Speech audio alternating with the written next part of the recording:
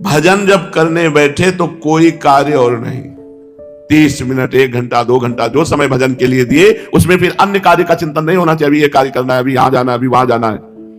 शांत चित्त होकर बैठे। भजन करते समय संकल्प विकल्प आवे, तुरंत उनको स्वाहा करो। डांटो मन को, धिक्कार है। प्रभु के नाम और मंत्र से बढ़कर कोई बात है जो और चिंतन कर रहे हो, उसको जो ही डांटोगे वो शांत हो जाएगा।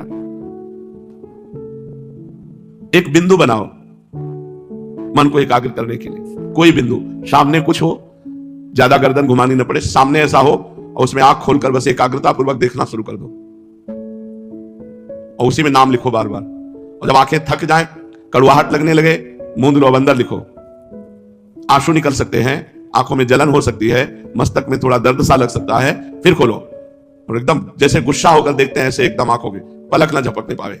आंखों में जलन होगी, आंसू गिरेंगे और ये जितने मिनट कर सको 8 बार 10 बार आप देखो, आपका मन शांत होने लगेगा, आपका भजन में प्रवेश होने लगेगा। ये खुद अनुभव की बात है, इसे त्राटक क्रिया कहते हैं। किसी भी एक बिंदु को, जहां भी आपका कोई भी बिंदु तो कहीं ना कहीं मिल ही जाता है, नहीं तो स्केच पेन से लगा लो, छोटा सा गोला लगा लो अपने सामने, आराम से बैठ। अपने तो कील पे भी लगा लेंगे, किसी भी पे, कुछ भी जरा सा दाग लगा है उसी पे लगा लिया और थोड़ी देर के बाद वो एकदम प्लेन हो जाता है, क्योंकि वो देखते देखते बस वो आंख बस खुली है, लक्ष्य वही है, नाम चल रहा है, वो सब हट गया, कील फील और नाम लिखा है, अपना जो मंत्र चल रहा है वही।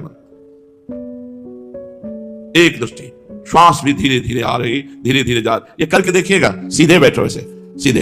हमारे हरिवंश में वंश जो वा के ऊपर बिंदी लगी उसी पे लगा दिया, नाम लिख लिया, मन से लगा दिया। अगर बाहर कुछ नहीं, लेकिन नए साधक को बाहर जरूरी चाहिए, ये बहुत जरूरी है। अगर कर लो तो आपको बहुत सहयोग मिलेगा भजन में, चलते फिरते उठते बैठते भजन की वृत्ति बन जाएगी अगर ये कर लो। लेकिन व्यभिचारी पुरुष ये नहीं कर सकता, जो थोड़ा संयमी और ब्रह्मचारी है वही टिक सकता है, नहीं तो मिचमिचाहट आंख में वो जरा चले हमसे नहीं बनता। नहीं, बनना क्या है, सिंहवत एक जगह बस देखना शुरू कर दो, वो आंखों में जलन हो तो फिर ऐसे मूंद लो, फिर आंसू गिरेंगे, फिर ऐसे करो, 8-10 बार ऐसे करो, आप देखना आपको लाभ मिले। इसकी प्रक्रिया तो इतनी जोर की है कि अगर संकल्प कर ले ऐसे तो तुम कदम नहीं बढ़ा सकते, वहीं खड़े रहोगे। त्राटक हमने देखा है, ये आज की बात नहीं, ये 35-40 वर्ष पहले की बात है। जैसा सोचा है कि आदमी वहीं खड़ा रहे 5 मिनट, तो वहीं खड़ा रहेगा। उसे पूछो क्यों खड़े थे, पता नहीं, 5 मिनट वहीं खड़ा रहेगा। वो मंत्र आदि तो स्वाभाविक भी चलने लगता है। 10 बार नासिका के स्वर से देखो, इसका प्रभाव है, कोई खिलवाड़ नहीं है। 10 बार आप कीजिए ऐसे, पूरी श्वास खींचिए, पूरी छोड़ दीजिए, पूरी श्वास खींचिए, ऐसे कुछ नहीं पकड़ना, खींचिए और 10 बार करने के बाद शांत हो जाइए और बस मंत्र जपने लगिए। इससे आपको सहयोग मिले, ये सब करना चाहिए। ये जो ही भजन के लिए बैठे तो सबसे पहले 10 बार श्वास से खींचे,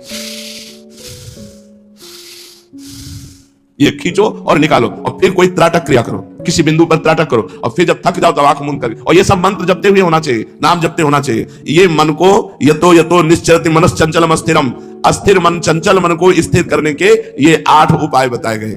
पहला, जहां जहां मन जाए वहां से हटा के नाम मंत्र में लगाना। दूसरा, जहां जहां मन जाए वहीं भगवान को देखना। तीसरा, मन का कूड़ा करकट सब डिलीट हो रहा है। चौथा, भगवान के चिंतन में इसलिए कठिनाई आ रही कि मैं संसार को अपना मानता हूं, मैं संसारी हूं, मैं गृहस्थ हूं, ऐसा मानता हूं, नहीं, मैं प्रियालाल का हूं, प्रियालाल मेरे हैं। पांचवा, ये मन में ध्यान रखना चाहिए कि अमुक कार्य करना है, अमुक कार्य करना है, ये हमारे संकल्प न बनने पावे, भजन के समय भजन ही करना है। छठवां, संकल्प विकल्पों का नाश, जो ही संकल्प विकल्प उठे, अरे सब नाशवान, झंझट हटाओ, राधा राधा राधा राधा राधा। सातवां, एक बिंदु पर देखना। आठवां, श्वासों को 10 बार निकालना और छोड़ना। प्रशांत मनसं ह्रेनं योगिनं सुखमुत्तमं उपैति शांत रजसं ब्रह्मभूतम कल्मषं। आहा, जिसका निरंतर भजन होता है, मन शांत होकर भजन में लग गया, वो अकल्मषम, वो निष्पाप महापुरुष हो जाता है।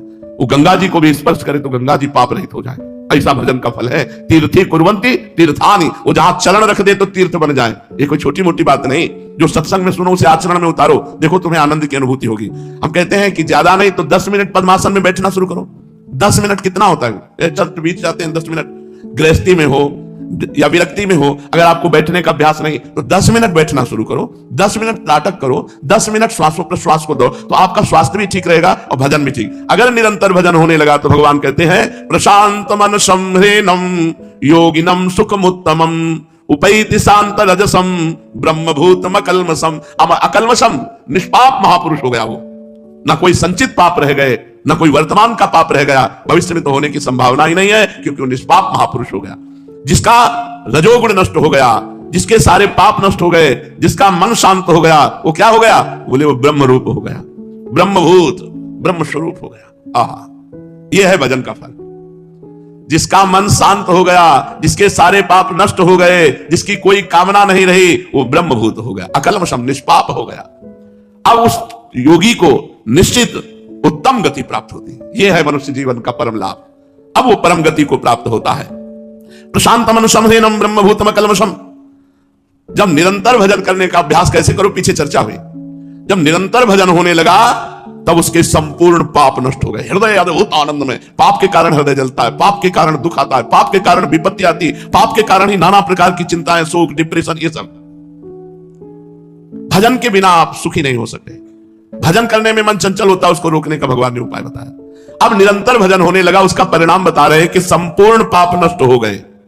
पाप होते हैं तमोगुण से, रजोगुण से। तमोगुण अप्रकाश, अप्रवृत्ति, प्रमाद, निद्रा, ये सब नष्ट हो गए।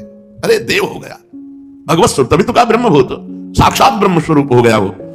ऐसे योगी को अकल्मष कहा है, निष्पाप। रजोगुण, लोभ, प्रवृत्ति, नए नए कर्मों में लगना, अशांति, स्पृहा, ये सब नष्ट हो गए। तमोगुण, रजोगुण की वृत्तियां शांत होने से मन स्वाभाविक शांत हो गया। जिसकी प्रकृति संबंधी कोई भी संकल्प विकल्प की वृत्ति ही नहीं रही। क्या बात है, कोई संकल्प विकल्प, एक तार भजन। ये ऐसा बड़ा कठिन नहीं है, अभ्यास करो। ये जो आज चर्चा सुन रहे हो, इसका अभ्यास करो, फिर देखो आप बताना कैसा। ये खुद अनुभव की हुई बात है, खुद की हुई बात है। स्वाभाविक शांत मन वाले योगी को प्रशांत मन। अब उसे शांत नहीं करना पड़ता, मन शांत है, तभी उसमें कोई स्फुरणा नहीं उठ रही, कोई संकल्प नहीं बन रहा। तो किसी क्रिया होते हुए भी किसी क्रिया की अहम बुद्धि नहीं होती, मैंने किया।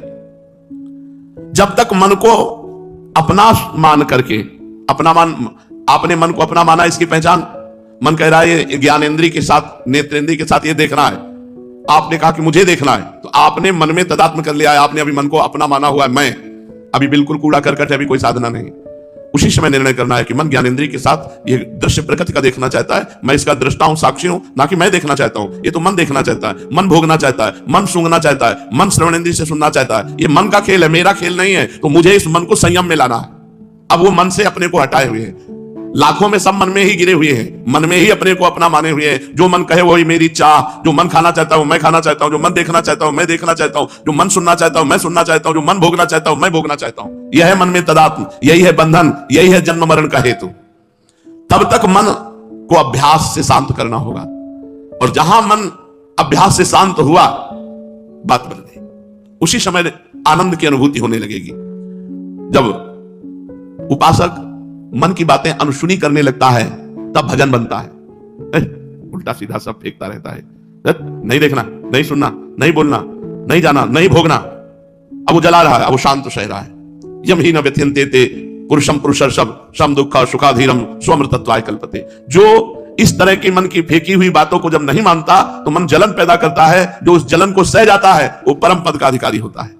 पर साधक इतना तन्मय मन में है कि वो जलन की होने की बातें नहीं, जलन का आभास मात्र होने के पहले ही क्रिया करने के लिए तैयार हो जाता है। मन को कभी अपना न मानो। बहुत ही सब अमृत में साधना की बातें हैं। मन को अपना मानोगे तो तुम्हें भ्रष्ट कर देगा। मन को कभी अपना ना मानो, मन से संबंध विच्छेद कर लो। मन में राग द्वेष कभी हो ही नहीं पाएगा, किसी से मतलब नहीं रख पाएगा। जब आप मन से मतलब नहीं रखेंगे तो मन आपके अधीन हो जाएगा, और जब मन से आप मतलब रखेंगे तो आपको मन अधीन कर लेगा, और आपको मन अधीन किए हुए है। मन से संबंध हटाओ, प्रभु से संबंध जोड़ो। युञ्जन्नेवं तत्सदात्मानं योगी विगत कल्मषः आहा सुखेन ब्रह्म संस्पर्श मत्यंतम सुखमश्नुते। इस प्रकार अपने आप को सदा प्रभु में लगाता हुआ विगत कल्मषः पूर्ण पाप रहित हुआ, पूर्ण पाप रहित। जैसे जैसे आपके पाप नष्ट होते जाएंगे वैसे वैसे आनंद आने लगेगा, भगवान की मधुर झांकी आपके सामने आने लगेगी। विगत कल्मषः पाप रहित हुआ साधक सुखेन ब्रह्म संस्पर्शम अत्यंतम सुख अश्नुते, सुखपूर्वक ब्रह्म प्राप्ति कर लेता है। अब आत्यंतिक सुख में डूबा, रात दिन कोई चिंता नहीं, आत्यंतिक सुख में डूबा। युञ्जन्नेवं सदात्मानं योगी विगत कल्मषः। जब प्रयास किया, मेहनत की है, बार बार मन को संसार से हटाकर परमात्मा में लगाने के जो 8 उपाय बताए गए, उसने प्रयास किया। अब अभ्यास सफल हुआ, अभ्यास सफल हुआ। अब बिना प्रयास के भजन हो रहा है। जब भजन चलता है ना तब कुछ अच्छा नहीं लगता, कुछ अच्छा नहीं लगता। यही लगता है कि बस ये जो एक तार चल रहा है बस यही चलता रहे। अपने स्वरूप में दृढ़ कर देता है भजन। अपना जो स्वरूप भगवत स्वरूप है ये प्रकाशित होने लगता है, स्वयं प्रकाशित होता है। इस अभ्यास से वो योगी अहमता ममता रहित हो जाता है, और अहमता ममता से ही सारे पाप होते, इसलिए अब आगे कोई पाप होगा नहीं। भजन चल रहा है इसलिए सारे पाप नष्ट हो गए। भगवान कह रहे युंजन एवं,